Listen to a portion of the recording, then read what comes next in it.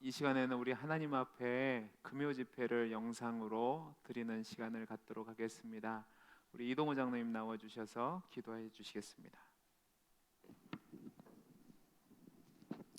사랑이 많으신 하나님 아버지, 감사를 드립니다. 국가적으로 힘들고 어려울 때에도 저희들 방송 예배로 인도하게 해주시고 하나님께 경배를 하게 해주시니 감사를 드립니다. 사랑이 많으신 아버지, 저희들 아버지 코로나 바이러스로 많은 국민들이 힘들어하고 어려워할 때에 저희들 믿는 자는 반드시 이 질병을 통하여 하나님께서 주시는 교훈을 얻게 하여 주시옵소서. 하나님 아버지, 그동안 국가를 위하여 기도하지 않았던 저희들의 죄를 용서하여 주시고 아버지, 국가가 얼마나 소중한가를 잘 알 수 있는 계기가 될 수 있도록 인도하여 주시기를 원합니다. 하나님 아버지, 세상의 모든 질병도 허락하신 이도 하나님이시고 모든 질병도 거두어 가실 이도 하나님이심을 잘 알기에 저희들이 하나님의 은혜를 구하고 전적으로 하나님께 의지하는 저희들이 될 수 있도록 인도하여 주시옵소서. 하나님 아버지, 더 이상 많은 지역 감염이 되지 않게 하시고 코로나 바이러스로 더 이상 생명을 잃는 일이 없도록 하나님께서 은혜를 허락하여 주시기를 간절히 원하옵나이다. 하나님 아버지, 이 땅에 많은 교회들이 주일 예배와 많은 공예배가 멈추어져 있습니다. 하나님 아버지, 저희들이 정말 예배의 소중함을 잘 알고 느끼는 귀한 시간들이 되게 하여 주시옵소서. 하나님 아버지, 구원받은 저희 성도들이 하나님의 은혜에 감격하여 하나님께 영광을 돌리는 것이 예배인데 저희들이 어떤 주일 공예배에 올 때에 그런 구원의 감격을 오고 왔는지 하나님 저희들을 돌아보게 하여 주시기를 간절히 소원합니다. 하나님, 예배의 시간마다 그 구원의 은혜와 감격이 있는 저희 성도님들 될 수 있도록 인도하여 주시고 하나님 아버지, 귀한 예배를 더욱더 귀하게 하나님께 드릴 수 있는 저희들 성도들의 마음과 믿음이 될 수 있도록 도와주시옵소서. 사랑이 많으신 아버지, 이 바이러스로 인하여 저희 성도님들의 생업이 흔들리지 않게 하시고 생업이나 직장이나 자영업에서 주님의 은혜와 주님의 인도하심이 있을 수 있도록 도와주시옵소서. 하나님 아버지, 이번 바이러스로 인하여 아버지의 신천지의 아버지 모든 것이 낱낱이 파헤쳐지게 하시고 하나님 아버지, 교회의 모든 우리 기존 성도나 우리의 자녀들을 그 신천지의 추수꾼들이 미혹하는 일이 없도록 하나님 아버지께서 보호하여 주시고 지켜 주시옵소서. 하나님 아버지, 우리 동원교회에는 어떠한 신천지 추수꾼도 올 수 없도록 성령 하나님 보호하여 주시고 지켜 주시기를 믿습니다. 하나님 아버지, 이 바이러스가 빨리 종식이 되고 저희들이 온전히 예배를 통하여 하나님께 영광 돌려지는 시간들이 회복될 수 있도록 도와주시옵소서. 말씀을 전하시는 목사님께 함께 하시고 그 말씀을 통하여 은혜 받는 오늘 이 시간이 될 수 있도록 도와주시옵소서. 예수님의 이름으로 기도드립니다.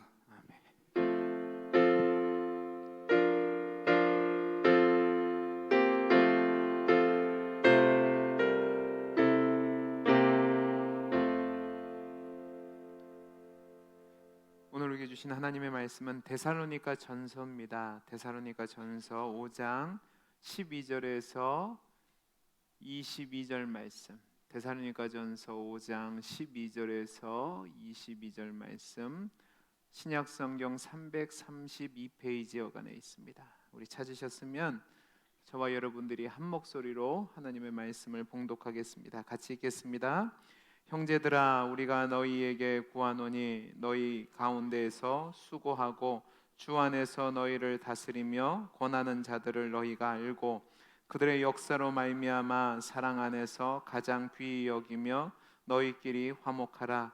또 형제들아, 너희를 권면하노니 게으른 자들을 권계하며 마음이 약한 자들을 격려하고 힘이 없는 자들을 붙들어 주며 모든 사람에게 오래 참으라. 삼가 누가 누구에게든지 악으로 악을 갚지 말게 하고 서로 대적하든지 모든 사람을 대하든지 항상 선을 따르라. 항상 기뻐하라. 쉬지 말고 기도하라. 범사에 감사하라. 이것이 그리스도 예수 안에서 너희를 향하신 하나님의 뜻이니라. 성령을 소멸하지 말고 예언을 멸시하지 말고 범사에 헤아려 좋은 것을 취하고 악은 어떤 모양이라로 버리라. 아멘. 오늘 우리가 사는 이 시대의 특징을 말하자면 아마 감사와 기쁨이 사라지고 대신 원망과 미움과 불신과 다툼과 걱정이 지배하는 시대라고 말할 수 있을 겁니다. 요 근래 코로나 바이러스로 온 나라가 두려움 가운데 있습니다. 그런데 안타까운 것은 이 문제를 해결해 나감에 있어서 특별히 이 세상이 그 타겟을 피해자가 필요하다 보니까 교회를 이 일의 문제로 삼고 있는 것을 보게 됩니다. 이런 상황 속에서 우리 성도님들이 감사하고 또 기뻐하고 살아갈 수 있을까? 저는 아니라고 생각합니다. 저만 해도 이 흘러가는 상황을 보면 답답하고 화가 나고 또 원망이 되오고 또 미움이 마음속에서 일어나는 상황입니다. 사도 바울은 로마서 1장 21절에서 뭐라고 얘기하냐면 하나님을 알되 하나님을 영화롭게 하지도 아니하며 감사하지도 아니하고 오히려 그 생각이 허망하여지며 미련한 마음이 어두워졌나니라고 말하는 것처럼 이 시대는 하나님을 알아도 하나님을 알려고 하지 않고 대신하여 그 생각이 허망하여져서 하나님을 거역하고 모욕하는 시대가 되어버렸습니다. 이렇게 하나님을 거역하는 시대 속에서 저와 여러분이 성도로서 하나님의 자녀로서 살아가는 것이 얼마나 힘이 든지는 우리가 살아봐서 알 겁니다. 그래도 저와 여러분은 하나님의 영광을 위해서 살아가야 되는데 어떻게 하면 하나님의 영광을 위해서 살아갈 수 있을까? 사도 바울은 오늘 우리가 읽은 본문에서 아주 간단하고 명확하게 세 문장으로 하나님의 영광을 위한 삶이 무엇인지 얘기합니다. 16절에서 18절 말씀입니다. 저와 여러분이 잘 알고 있는 말씀이죠. 같이 한번 해볼까요? 시작. 항상 기뻐하라, 쉬지 말고 기도하라, 범사에 감사하라. 이것이 그리스도 예수 안에서 너희를 향하신 하나님의 뜻이니라. 제가 여러분에게 질문을 한번 드려보겠습니다. 여러분 하나님의 백성 맞으시지요? 그죠? 그러면 여러분은 하나님의 백성답게 주인이 되신 하나님의 뜻을 따라 항상 기뻐하며 쉬지 말고 기도하고 범사에 감사해야 합니다. 그런데 그렇게 살고 계십니까? 아멘 하셔야 되는데 아멘 소리가 들리지 않습니다. 아마 저를 포함해서 우리 모두가 다 네라고 이야기하기에는 힘들 것이라고 생각합니다. 왜 그럴까? 바로 이 시대가 저와 여러분이 살아가는 이 순간이 하나님의 뜻대로 살아가기에는 너무나도 죄가 관영한 시대이기 때문에 그렇습니다. 죄가 관영한 시대에 성도로서 살아간다는 것, 하나님의 백성으로 살아간다는 것은 결코 쉬운 일이 아닙니다. 괴롭고 심령이 상하는 거죠. 제가 초도에도 말씀드렸듯이 우리나라가 이 코로나 바이러스 때문에 두려워하게 된 가장 중요한 이유가 신천지 때문에 그렇습니다. 그런데 그 신천지가 하나님을 영화롭게 하는 자가 아니라는 말입니다. 한 사람의 정신 나간 그 교주를 따라가는 추종하는 세력들이 온 나라를 힘들게 만들었습니다. 그런데 문제는 뭐냐면 그들의 죄악 때문에 모든 사람들이 고통하는 것을 본 기독교인들의 마음이 편치 않습니다. 뿐만 아니라 그 사람들의 모습을 보고 교회를 타겟으로 해서 자신들의 잘못을 넘기려고 하는 이 세상의 모습을 보면서도 마음이 아픕니다. 얼마 전에 뉴스를 봤습니다. 한 정신나간 기자가 뭐라고 얘기했냐면 교회가 주일에 모이고 수요일날 모이고 금요일날 모이는 이유가 헌금 때문이랍니다. 제대로 알지도 못하면서 교회를 모욕하는 겁니다. 얼마나 바보 같으면 요즘 시대가 어느 시대인데 나와서 헌금 내려고 예배를 포기하지 않겠습니까? 온라인으로 한 번만 누르면 됩니다. 제가 신시대를 경험하고 있는데 요즘 핸드폰으로요 카카오뱅크라는 걸 보면 그냥 버튼 하나만 누르면 돈이 어디든지 갑니다. 통장이 없어도 그 돈을 받을 수 있는 시대가 되어버렸습니다. 그런데 헌금 때문에 예배를 포기하지 않는답니다. 여러분 이 얘기 들으시면 감사합니까? 기쁩니까? 아멘이 되십니까? 아닐걸요? 속에서 화가 날 수밖에 없습니다. 괴롭고 심령이 상하는 거죠. 뿐만 아니라 죄악이 관영한 이 사람들의 모습 때문에 질병과 가난과 기근과 고난과 환난이 있는 것을 보면 항상 기뻐하고 쉬지 말고 기도하고 범사에 감사한다는 것이 정말 제정신이 아니고서는 쉬운 일이 아니라는 것을 누구보다도 저와 여러분이 잘 알 겁니다. 그러나 사도 바울은 저와 여러분에게 항상 기뻐하고 쉬지 말고 기도하고 범사에 감사하는 것이 하나님의 뜻이니까 반드시 그렇게 살라고 우리에게 명령하고 있습니다. 그러면 우리가 생각해 볼 것이 있습니다. 지금이야 사회가 힘들어지고 죄악이 관영하니까 어렵다고 치면 이때는 이 말씀을 지키기 쉬웠을까? 아니요. 데살로니가 교회 성도들의 삶의 형편도 기뻐하고 감사할 조건이 전혀 아니었습니다. 우리보다 더 힘들으면 힘들었지 덜 힘든 상황이 아니었다는 말입니다. 제가 수요 예배 때도 말씀드린 것처럼 데살로니가 교회는 사도 바울이 2차 세계 전도 여행을 할 때 세운 교회입니다. 바울이 빌립보에서 복음을 전하다 매를 맞고 감옥에 갇히는 신세가 되었는데 하나님이 특별한 이적을 주셔서 그가 구출되게 되고 오다 보니까 마게도냐의 수도인 데살로니가로 오게 된 겁니다. 이곳에서 3주 동안 야손이란 사람의 집에서 모여서 전도하고 또 복음을 전하는 가운데 세워진 교회가 데살로니가 교회입니다.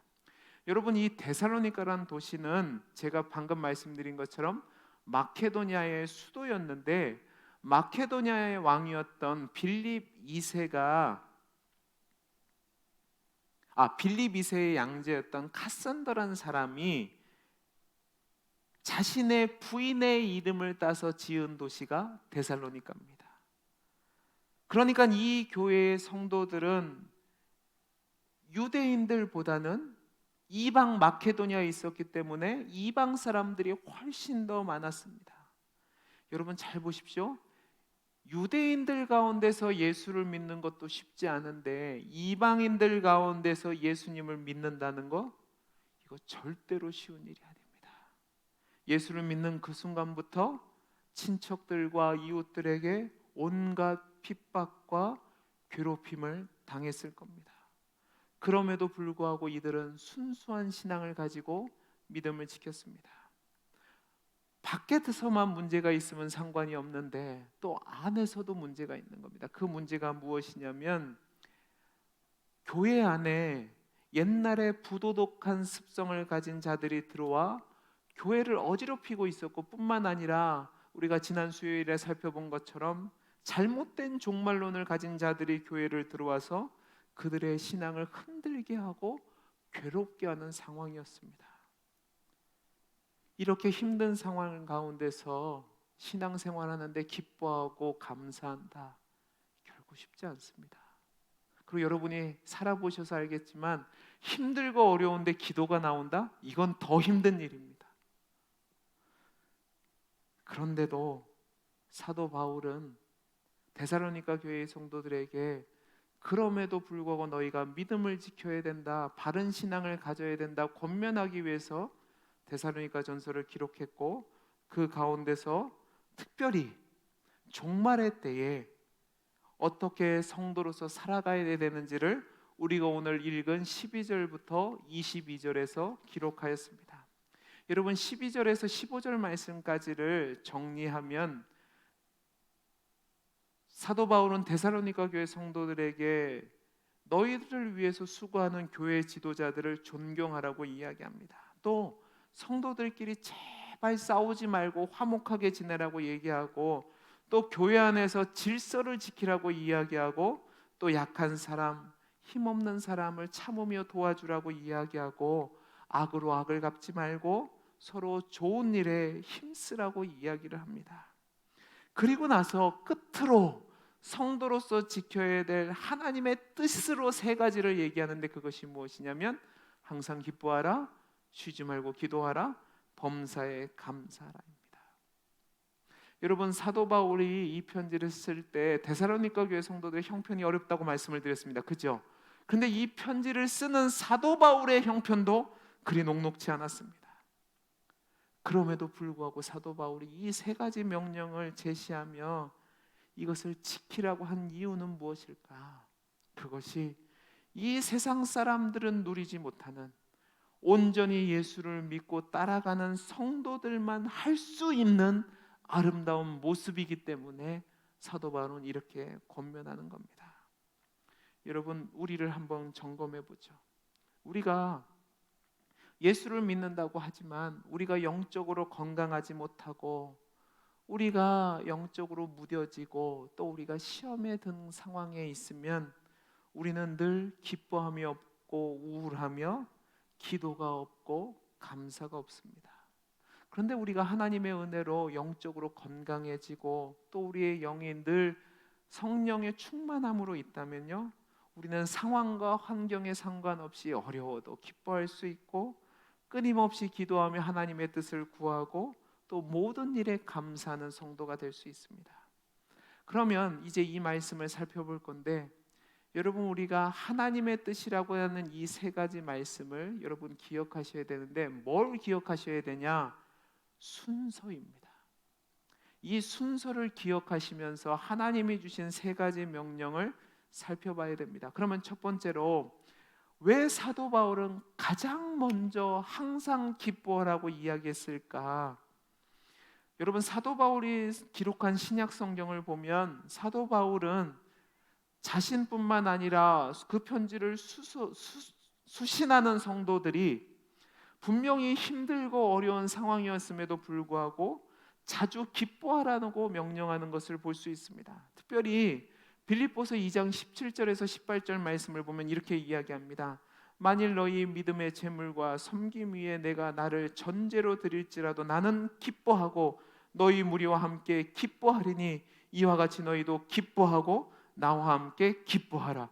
여러분, 두 절밖에 안 되는 말씀 중에 기뻐하라는 말이 몇 번 나오죠? 4번이나 나옵니다. 그런데 이 4번이나 나오는 양도 문제지만 이 내용이 어마무시합니다. 여러분, 사도 바울이 뭐라고 얘기하냐면 이 말씀에서, 집사님 말씀 좀 떼어주세요. 사도 바울은 빌립보 교회 성도들이 성도로서 바르게 살아갈 수만 있다면 자신을 전제로 드릴지라도 기뻐한다고 말합니다. 여러분, 전제가 뭔지 아세요? 이 전제는 하나님께 드리는 제사의 방법 중 하나인데, 액체를 부어서 드리는 제사를 전제라고 얘기합니다. 기본적으로 하나님께 드리는 제사는 희생과 헌신이라는 의미를 담고 있는데, 특별히 전제는 하나님 은혜에 감사하는 뜻으로 드리는 제사로 제단 위에 포도주나 기름을 부을 때에 한 방울도 남김없이 부어서 드리는 제사를 전제라고 얘기합니다. 그러니까 사도 바울이 뭐라고 얘기하는 거냐면, 하나님이 내게 주신 은혜를 생각한다면 내 모든 것을 드려 한 방울의 피 하나도 남지 않기까지 드릴 정도가 돼도 자기는 기뻐한다는 겁니다. 다른 말로 얘기해서 내가 죽어도 주를 위해서 죽으면 기쁘다는 겁니다. 사도 바울이 4장 4절에서 이렇게 얘기합니다. 주 안에서 기뻐하라. 내가 다시 말하노니 기뻐하라고 얘기합니다. 사도 바울의 이 말을 연관지어 보면 우리가 기뻐하며 살아가는 것은 선택사항이 아니라 의무임을 보여주고 있습니다. 그러면 어떻게 내 모든 것을 들여 죽음을 감내하고까지도 기뻐할 수 있을까? 이유가 있어야 될 거 아닙니까? 기뻐할 조건이 하나도 없음에도 불구하고 사도 바울이 항상 기뻐하라고 하는 이유가 무엇일까? 그것은요, 내가 누군지를 알면 항상 기뻐할 수 있습니다.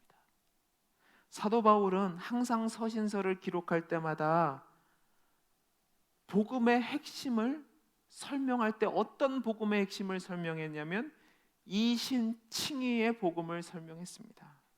여러분, 이신칭의의 복음이 무엇이죠? 나는 공로가 없지만 그리스도를 믿음으로 말미암아 의롭게 되고 구원을 얻는다는 겁니다. 죽을 수밖에 없는 죄인임에도 불구하고 하나님이 나를 위해서 자신의 하나밖에 없는 아들을 주셔서 그분을 십자가에 달려 죽게 하시고 그 피로 말미암아 내가 구원을 받았다. 나는 자격 없고 죽을 수밖에 없는 존재인데 그리스도의 은혜로 말미암아 내가 구원을 받게 되고 예수님처럼 영광스러운 존재가 될 것이라는 이 소망이 있으니까, 이 사실이 있으니까 사도 바울은 그 은혜를 기억하며 항상 기뻐하라고 이야기하는 겁니다. 사냥꾼의 올무에 걸린 새와 같이 사단의 노예로 평생 살다가 죄 가운데 죽을 수밖에 없는, 심판받아 멸망할 수밖에 없는 내가 하나님의 은혜로 사망의 수렁에서 건짐을 받고 자유함을 누리고 하나님의 백성으로 살게 되었으니까, 천국을 소유한 자가 되었으니까 항상 기뻐하라고 이야기하는 겁니다. 이 복음의 근거가 되기 때문에 저와 여러분에게 항상 기뻐하라고 이야기하는 겁니다. 그러면 여러분의 삶의 모습은 어떻습니까? 여러분 정말로 항상 기뻐하고 계십니까? 항상 기뻐하지 못한다면 그 이유가 무엇입니까? 바로 복음을 잊어버려서 그렇습니다. 나같이 자격 없는 사람에게, 죽을 수밖에 없는 나에게 영원한 생명을 주신 사실을 기억하면 우리는 기뻐할 수밖에 없습니다.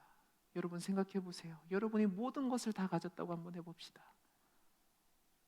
엄청나게 넓고 큰 집에서 수많은 좋은 자동차를 몰고 값비싼 음식을 먹으며 살 수 있는 엄청난 부와 권세와 힘을 가졌다고 한번 해봅시다. 그런데 내일 죽는다고 하면 여러분 기쁘시겠습니까? 저는 아니라고 생각합니다. 우리나라 말에 뭐라고 했죠? 살아서 정승으로 사느니, 죽어서 정승으로 사느니 살 때 뭘로 사는 게 낫다고요? 거지로 사는 게 낫다고 얘기합니다. 여러분 생각해 보세요. 죽을 수밖에 없는데 살아났대요. 얼마나 기쁘겠습니까? 근데 단지 하루 이틀 사는 거로 끝나는 게 아니라 영원한 생명을 누리며 영원한 복락을 누리며 살게 해주셨다고요. 그 사실을 알면 기뻐할 수밖에 없는 겁니다. 사랑하는 성도 여러분, 여러분의 삶의 환경이, 여러분의 삶의 형편이 어렵고 힘들 수 있습니다. 그래서 기뻐할 수 없는 상황이라고 이야기할 수 있습니다. 그러나 하나님이 저와 여러분에게 베풀어 주신 복음, 죽을 수밖에 없는 나를 사랑하셔서 구원해 주셨다는 그 사실을 알아서 내가 생명 얻은 자가 되었다는 사실을 알면 우리는 기뻐할 수 있습니다. 이 은혜를 기억하시면서 항상 기뻐하는 삶을 사는 저와 여러분이 되기를 간절히 소원합니다. 두 번째입니다. 여러분 잘 보세요. 우리가 하나님의 은혜로 구원함을 받는다는 사실을 알면 항상 기뻐해야 됩니다. 근데 여러분 항상 기뻐할 수 있어요, 없어요? 없어요. 그러니까 두 번째가 나오는 겁니다. 두 번째 5장 17절 뭐라고 되어 있죠? 쉬지 말고 기도하라. 여러분 쉬지 말고 기도하라는 것은 아무 일도 하지 않고 식음을 전폐하고 교회에 나와서 기도하라 이 얘기를 하는 게 아닙니다. 여기서 얘기하는 쉬지 말고 기도하라는 것은 기도하는 것을 쉬지 말라는 겁니다. 바쁘다는 핑계로, 지쳤다는 핑계로, 힘이 없다는 핑계로 기도하는 것을 쉬지 말라는 겁니다. 왜요? 우리의 힘으로는 항상 기뻐할 수 없거든요. 여러분 분명히 기억하셔야 될 거, 우리가 아무리 분주한 인생을 산다고 해도 우리는 반드시 기도해야만 합니다. 우리가 예수를 믿는다고 입으로만 고백하는 것이 아니라 정말로 예수님이 나의 삶의 구주입니다라고 고백한다면, 그 예수님을 나의 주인으로 신뢰한다면 우리는 기도할 수밖에 없습니다. 우리의 힘으로 살아갈 수 없거든요. 우리의 능력으로 살아갈 수 없거든요. 우리의 힘으로 살아갈 수 없거든요. 주님이 주신 힘으로만 살아갈 수 있고 주님이 주신 은혜로만 우리가 기뻐할 수 있기 때문에 우리는 기도를 떠나서는 살아갈 수 없는 겁니다. 우리가 기도를 호흡이라고 얘기하고 기도가 없으면 죽을 수밖에 없다고 이야기하는 이유가 여기에 있는 겁니다. 여러분, 숨을 참고는 살아갈 수 없습니다. 물고기가 물을 떠나서 살 수 없는 것처럼 저와 여러분이 기도 없이는 살아갈 수 없습니다. 하나님의 은혜 없이는, 하나님의 도우심 없이는, 하나님이 주시는 능력 없이는 살아갈 수 없다는 말입니다. 여러분이 기도 없이 어떠한 업적을 이뤘다고 자랑하지 마십시오. 제가 단언컨대 여러분이 아무리 선한 의도로 아무리 열심을 해서 아무리 엄청난 것을 이뤘다 할지라도 기도 없이 된 것은요, 결국은 잘못된 길로 나아갈 수밖에 없습니다.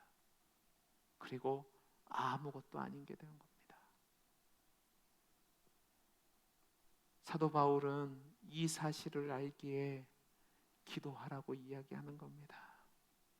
이 죄악이 관영한 세상 속에서, 힘들고 어려운 세상 속에서 늘 깨어지고 상처받고 넘어질 수밖에 없는 이 세상 속에서 우리가 항상 기뻐할 수 있는 근거가 무엇이냐?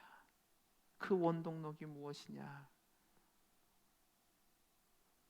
하나님이 주신 힘으로만 가능하기 때문에 쉬지 말고 기도하라고 이야기하는 겁니다. 여러분, 하나님을 나의 삶의 주인으로 신뢰한다면 우리의 모든 것을 아시고 능치 못함이 없으신 하나님 앞에 나와 우리의 상처받은 마음을 내려놓고 우리의 어려움을 내려놓고 하나님의 은혜와 도우심을 구할 수밖에 없죠.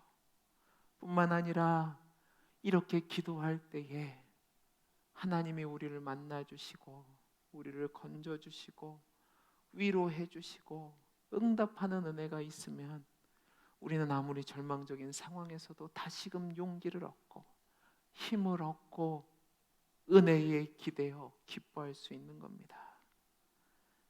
지금 이 시간에 나온 우리 사랑하는 성도님들, 또 영상을 보면서 예배하는 모든 성도님들, 한 사람도 예외 없이 문제가 있을 거라고 생각합니다.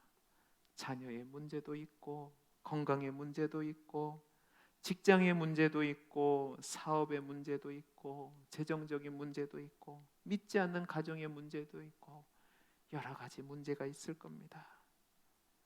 여러분의 힘으로는 이겨낼 수 없습니다. 그리고 그 문제들은 여러분으로 하여금 힘들게 만듭니다. 그런데요, 빌립보서 4장 6절에서 7절 말씀은 이렇게 얘기합니다. 우리에게 아무것도 염려하지 말고 하나님께 기도와 간구로 너희 구할 것을 아뢰라고 이야기합니다. 그리하면 하나님의 평강이 우리의 마음과 생각을 지키셔서 우리로 하여금 어떠한 상황과 환경에서도 기뻐할 수 있게 만들어 주신다는 거죠. 사랑하는 성도 여러분, 여러분이 정말로 항상 기뻐하는 삶을 살기를 원하십니까? 그러면 쉬지 말고 기도해야 합니다. 여러분의 힘으로 할 수 없으니까 하나님의 은혜를 구하는 거죠. 저와 여러분의 기도를 외면하지 않으시는 하나님, 차고 넘치도록 채워주시는 그 하나님이 나의 하나님을 믿는 고백으로 기도할 때에 그 하나님이 우리로 하여금 기뻐하며 춤출 수 있게 만들어 주신다는 사실을 기억하시기 바랍니다. 마지막 세 번째는 뭐죠? 우리 5장 18절 말씀 같이 읽겠습니다. 시작. 범사에 감사하라. 이것이 그리스도 예수 안에서 너희를 향하신 하나님의 뜻이니라. 여러분, 범사에 감사래요. 여러분, 이 말은 이해하기 쉬운 말씀이 아닙니다. 여러분이 살아오셔서 아시겠지만 어떻게 모든 일에 감사하며 살 수 있습니까? 그런데요, 잘 보시면 우리가 앞에 살펴본 항상 기뻐하고 쉬지 말고 기도하라는 내용을 알잖아요. 우리는 감사할 수 있습니다. 왜냐하면 우리의 형편이 좋아서 감사하는 것이 아니고 내가 모든 것을 할 수 있어서 감사한 것이 아니라 우리가 범사에 감사할 수 있는 이유는 뭐냐면 우리가 복음의 은혜를 깨닫고 주의 은혜 안에서 살아갈 때에 하나님이 주신 은혜가 너무 크고 놀랍고 감격스러우니까 그 하나님의 은혜에 감사하는 표현으로 순종함으로 감사할 수 있게 되는 겁니다. 여러분, 이 범사에 감사라는 것은 하나님의 은혜에 반응해서 순종하는 삶을 살라는 겁니다. 분명히 우리 주변을 보면 희망이 없습니다.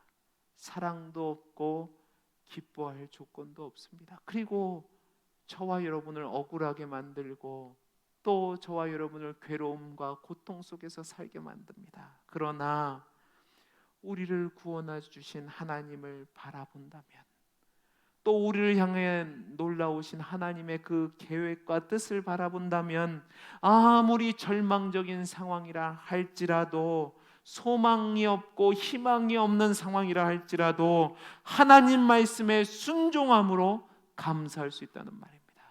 왜 그렇습니까? 이 감사가 나를 구원해 주신 하나님에 대한 믿음의 표현이기 때문에 그렇습니다. 여러분, 이 범사에 감사라는 말을 오해하셔서 제가 한 책을 읽으니까 이게 사실인지 사실이 아닌지는 모릅니다. 그런데 한 책에서 뭐라고 얘기하냐면 타조는 어려운 일을 당하면 어떻게 하는 줄 아세요? 흙에다 대가리를 쳐박는답니다. 제가 대가리라고 하니까 이걸 비유라고 생각하시면 안 되고 새 대가리라고 하는 게 맞습니다. 대가리를 쳐박고 아무것도 안 보이면 나는 편하다는 겁니다. 여러분, 범사에 감사하다는 것이 우리가 어떤 문제를 외면하고 그냥 모르는 척하면서 감사한다 이걸 얘기하는 것이 아니라 현실을 도피하는 것이 아니라 힘들고 어려운 거를 압니다. 그리고 감당하기 어려운 시험이 나를 몰려왔을 때 괴로움과 고통 속에 있습니다. 그러나 그 문제를 이길 힘이 없지만 그럼에도 불구하고 우리의 도움 되시는, 우리를 결국에는 승리케 하시는 하나님이 내 아버지이심을 믿기에 감사라는 명령에 순종함으로 감사하는 겁니다. 내 의지로 하나님이 주신 약속을 붙잡고 순종하며 감사하는 거란 말입니다. 여러분, 지금 이 시국의 상황이 감사할 형편이 되지 않습니다. 특별히 우리가 함께 모여 예배드리지 못하고 영상으로밖에 예배드리지 못하는 이 상황이 감사할 수 있는 상황이 아닙니다. 저도 여러분과 함께 예배드리는 것을 중단하는 결정을 내리고 이 상황을 돌아가는 것을 보면 얼마나 마음이 답답하고 힘들었는지 모릅니다. 감사할 이유가 없습니다. 하나님, 왜 이런 일을 주셨습니까?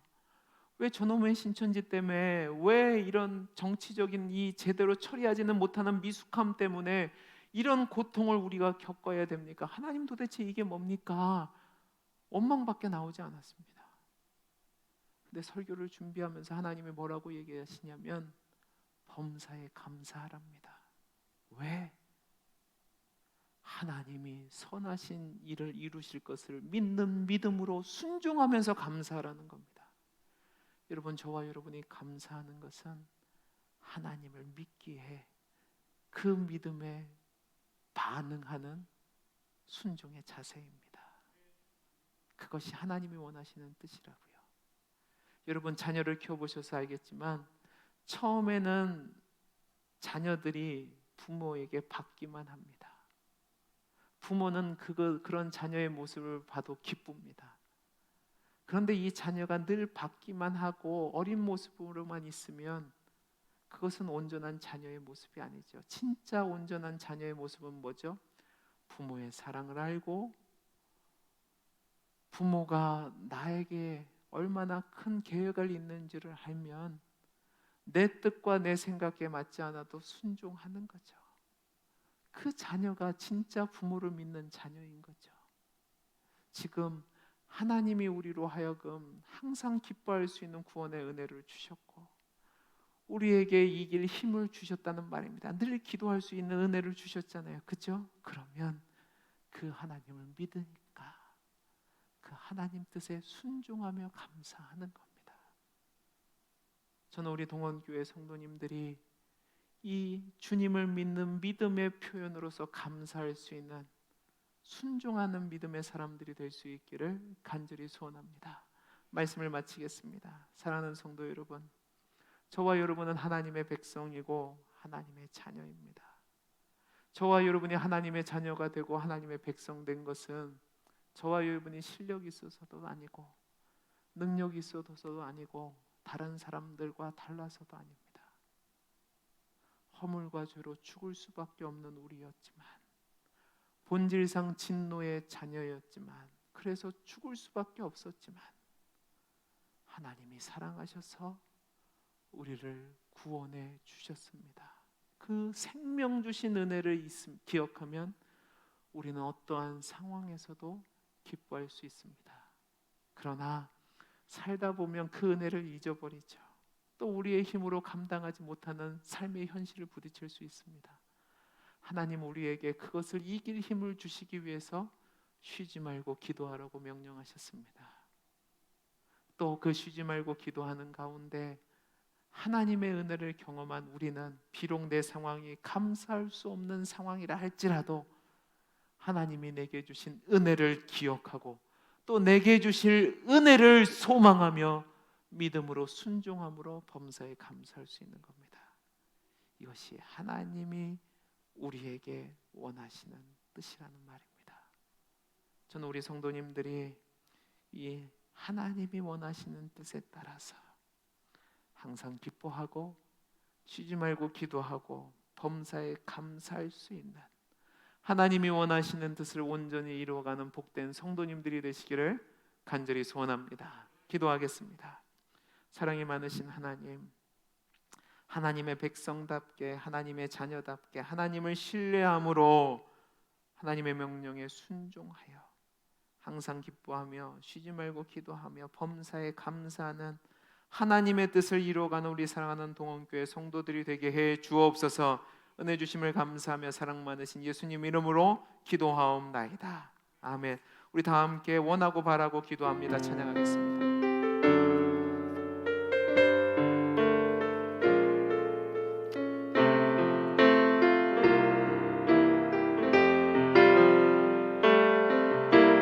이 세상을 살아가는 동안에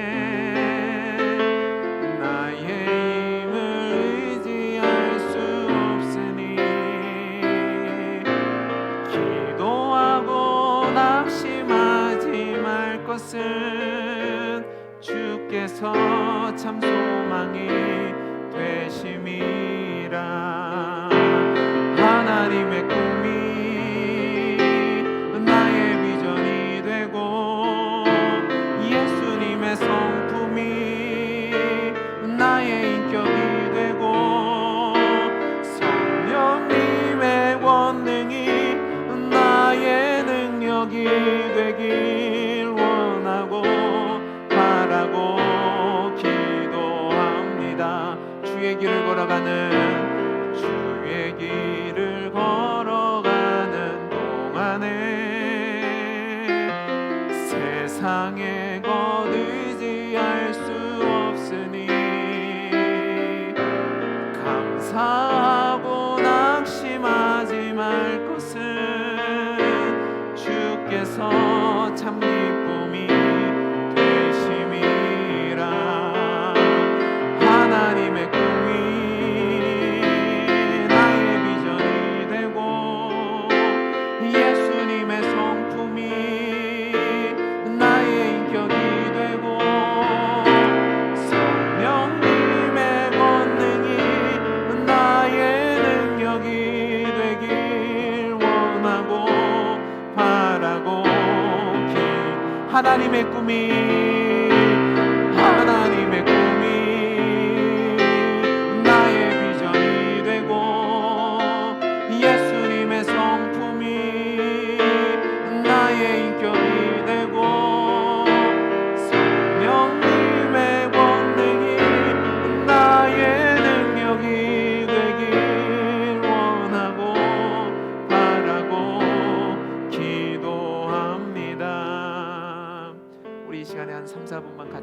시간을 갖도록 하겠습니다.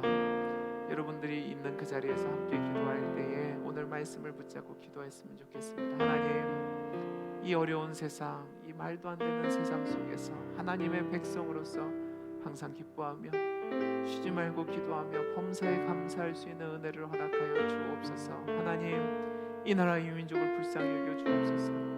이 질병의 위협 가운데서 하나님 구원해내는 은혜를 베풀어 주시고, 이 하나님을 거역하는 세상에 하나님 앞으로 돌아올 수 있는 은혜를 주시고, 하나님 우리에게 성도로서 주님 주신 약속 붙잡고 흔들리지 않고 믿음을 지키며 살아갈 수 있는 은혜를 달라고 이 시간 우리 말씀을 붙잡고 같이 기도하는 시간 갖도록 하겠습니다. 기도하겠습니다. 사랑이 많으신 하나님 아버지, 감사합니다. 하나님, 이 나라와 이 민족을 불쌍히 여겨 주옵소서. 하나님, 우리 교회를 지켜 주옵소서. 하나님, 우리 교회가 올 한해 되돌려 올라오는 놀라운 영적인 복이 일어나게 해 주옵소서. 하나님, 우리 교회가 하나님이 찾으시는 교회, 하나님의 마음이 아파한 교회, 하나님을 기쁘시게 하는 교회가 되게 해 주옵소서. 하나님, 우리 교회 학교를 부흥시켜 주셔서 우리의 다음 세대가 천국 일꾼으로 든든히 세워질 수 있는 은혜를 허락하여 주옵소서. 하나님, 우리 성도님들의 가정과 사업과 직장에 평안의 복을 허락하여 주옵소서. 하나님, 육신의 질병으로 고통당하는 성도들에게 회복의 은혜를 허락하여 주시며, 여러가 문제로 신음하는 성도들에게 믿음의 눈을 열어주셔서 고통 속에서 소망 중에 인내하며 감사할 수 있는 믿음의 삶을 살아갈 수 있도록 주의 은혜를 베풀어 주옵소서. 하나님, 우리의 자녀들의 인생을 책임져 주옵소서. 수험생들이 있습니다. 결혼을 준비하며 취직을 준비하며 아버지 하나님의 계획을 준비하는 사랑하는 사람들에게 하나님 그들의 앞길을 책임져 주옵소서. 하나님, 이 나라 이 민족을 불쌍히 여겨주셔서 사회정치 경제 모든 분야가 안정되게 하시고, 특별히 아버지 하나님이 코로나 위험 속에서 하나님 은혜 베풀어 주셔서 건져 주옵소서. 아버지 하나님 은혜 베풀어 주시고, 아버지 오늘 말씀을 붙잡고 우리 사랑하는 성도님들의 믿음 안에 아버지 하나님의 굳건히 믿음을 지키며 하나님의 뜻을 이루어가는 성도님이 될 수 있도록 주의 은혜를 베풀어 주옵소서. 아버지 하나님, 이 나라 이 민족을 불쌍히 여겨주시고 우리 사랑하는 성도님들 가정을 지켜주셔서 각 가정이 주 안에서 평안하게 해 주옵소서. 아버지 하나님, 어려움 당하지 않게 해 주옵소서. 주여 지키시고 보호하시고 함께하여 주옵소서. 아버지 하나님의 구원의 은혜를 기억하며 기뻐하게 하시고, 내가 할 수 없기에 하나님 앞에 늘 기도하는 믿음의 사람들이 되게 하시고, 하나님이 만져주시고 하나님이 응답해 주시고 하나님이 건져주셨다는 그 사실을 기억하며 믿음으로 감사할 수 있는 믿음의 반응이 있는 우리 성도님들이 될 수 있도록 주의 은혜를 베풀어 주옵소서. 하나님, 은혜를 베풀어 주옵소서. 하나님의 은혜를 베풀어 주셔서 우리에게 놀라운 구원받은 자의 기쁨과 감격을 허락하여 주시고 하나님의 뜻을 이루어갈 수 있는 은혜를 허락하여 주옵소서. 하나님 함께하여 주옵소서.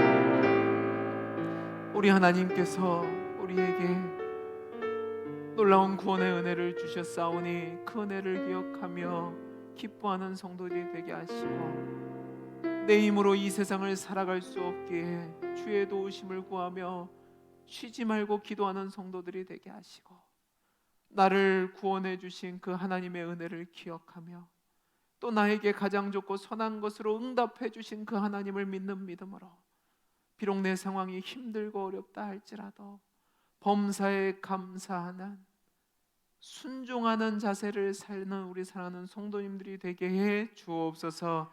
이제는 우리 주 예수 그리스도의 은혜와 하나님 아버지의 크신 사랑과 성령님의 감화 감동하심이 항상 기뻐하며 쉬지 말고 기도하며 범사에 감사함으로 하나님의 원하시는 뜻을 이루며 살기를 소원하는 우리 사랑하는 동원교회 성도들 머리 위에 이제로부터 영원토록 함께 있을지어다.